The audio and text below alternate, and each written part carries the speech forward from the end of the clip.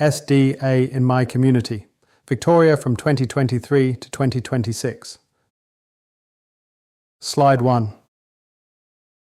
Hi, I'm Joseph Connellan. This presentation examines report number 2 in a pro bono series I produce called Housing for People with Disability in My Community. This report is titled SDA in My Community, Victoria from 2023 to 2026. It uses published NDIS quarterly data to look at what's happened to specialist disability accommodation, your SDA, right across Victoria from 2023 to 2026.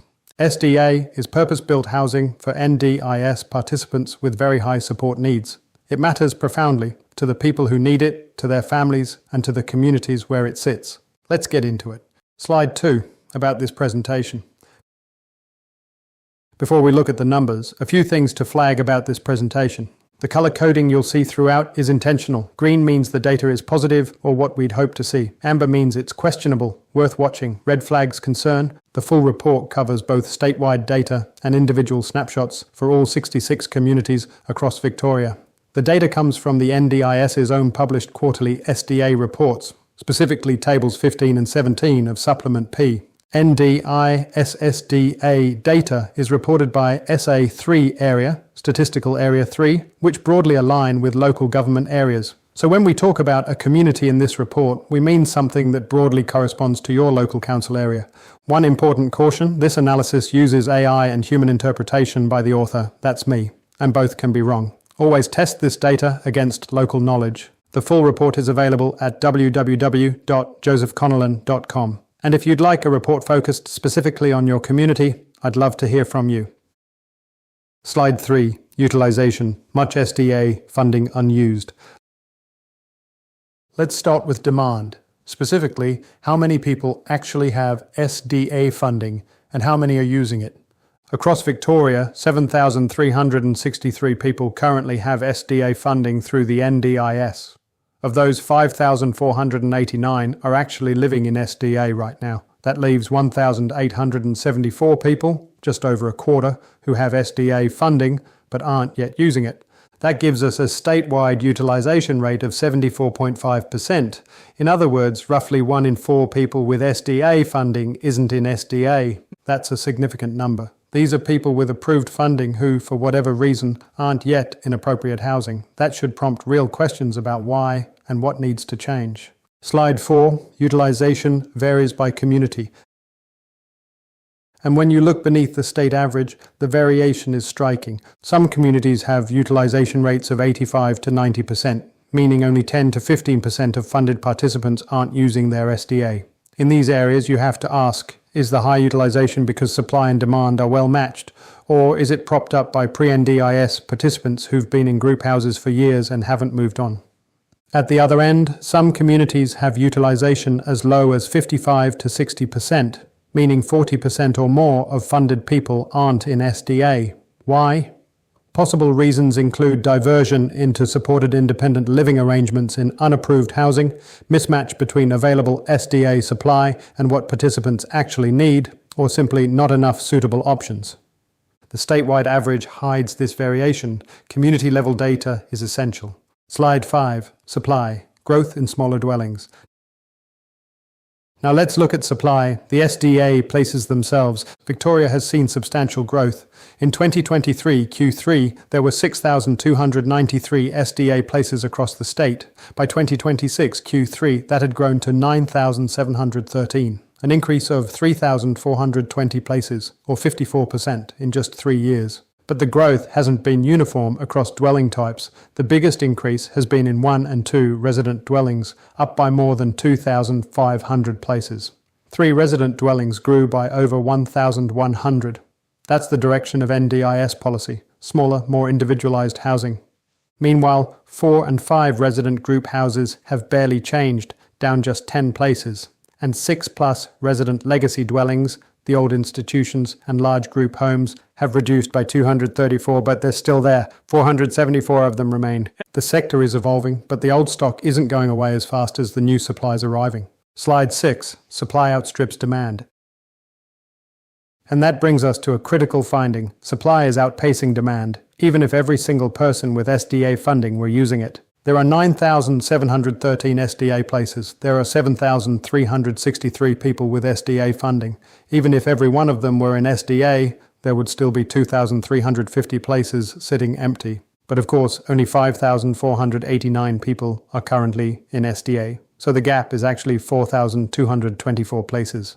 Now, some of that could theoretically be offset if the older 4, 5 and 6 resident dwellings were decommissioned. That would remove up to 3,700 places from the count. But even so, there are serious questions about whether the new 1 and 2 resident places are being matched to participants with the right support arrangements. Supply is growing. Demand isn't keeping up. And the distribution of new supply doesn't always align with where demand exists.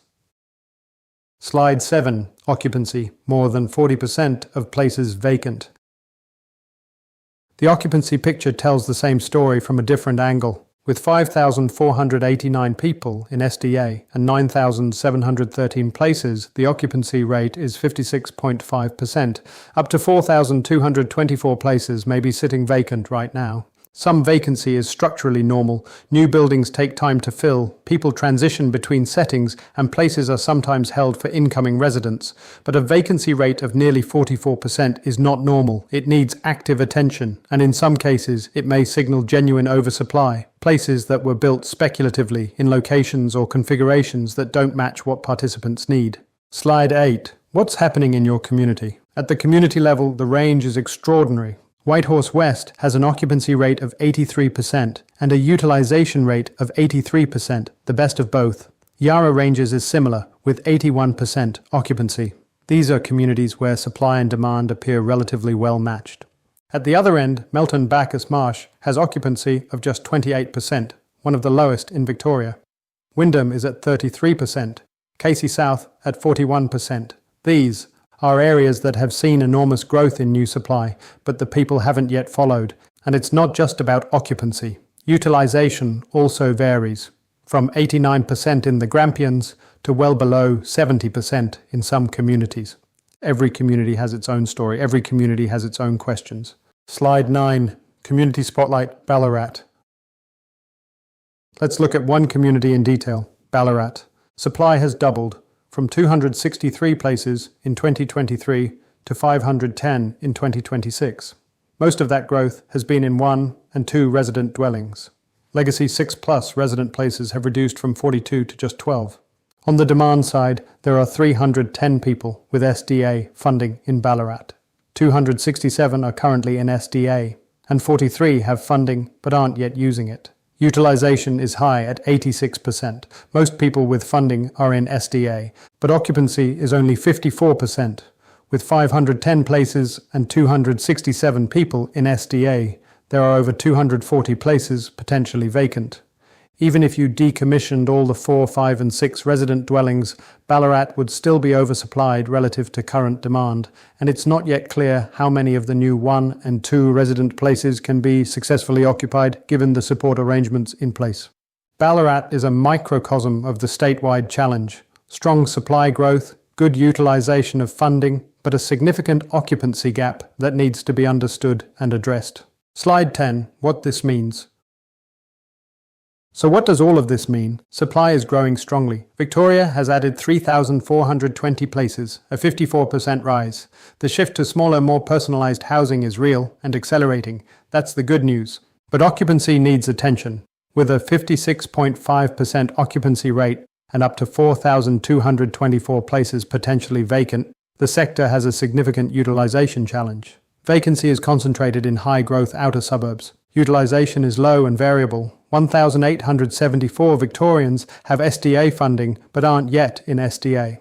And the range across communities, from 89% down to 55%, tells us this isn't a uniform problem. It's a community-specific one. And that's the point. Community-level data and action matters. State averages hide enormous variation. Every SA3 has its own story, its own questions, and its own answers. Slide 11. Download, request, contact.